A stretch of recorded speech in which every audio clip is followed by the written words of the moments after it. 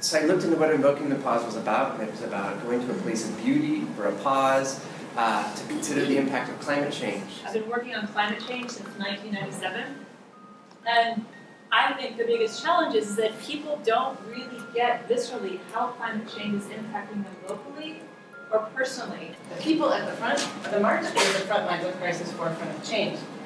And then we can build the future. Then can we have the solutions? Then can we know who's responsible? Finally, they're not friends, the debate is over, and then to change everything, we need everybody.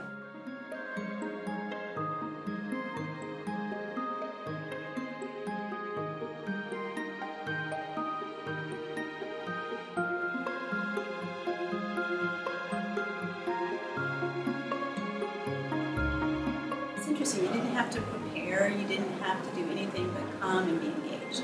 Come with an open mind, come with willingness to work with other people. At the geographic diversity of the participants, I mean, we had people from Miami, from Thailand, from Washington, D.C., from here in the Bay Area, and it was great.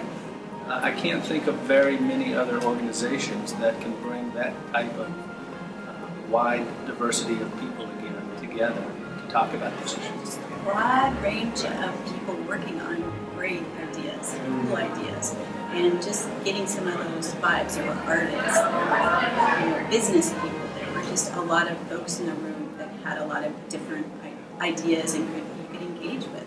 Diversity drives innovation and thinking. Diversity drives new ideas, and that's what has been convened here. Our pause was the ability to work together with a photographer. That was our pause. We think individually, and that's an important part of the conversation, but ultimately we need to talk and come to decisions, think as a group. It had a tremendous effect in terms of loosening both of our holds on the way that we usually tell stories. So I was with a photographer who's used to basically telling stories without words, and I was used to telling stories without pictures.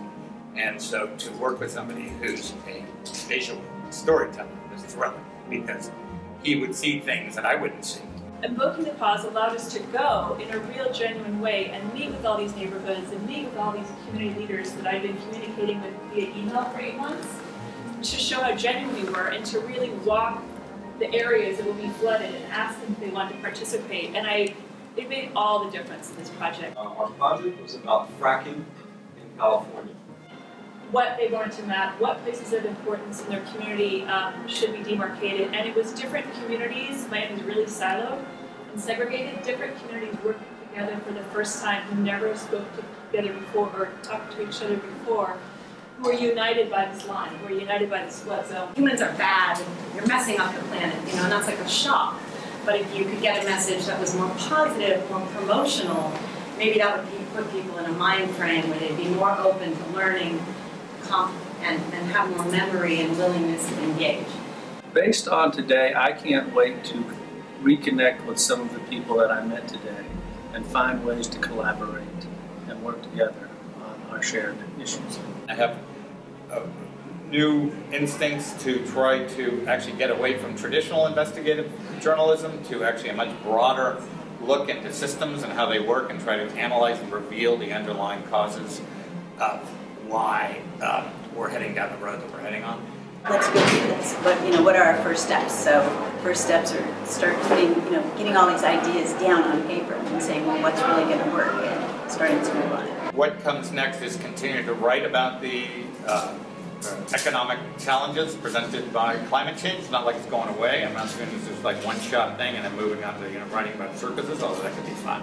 Writing a story about what's happening, writing a story about how this is going to come to be, and seeing that we can make this happen. We can take this thing, we can see it through, and we can change the world in our small way, or perhaps in a big way.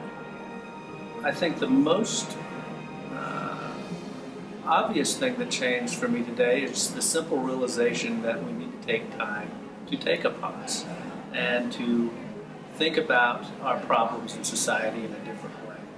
And if we take that pause with others and learn from their experiences, we can do our jobs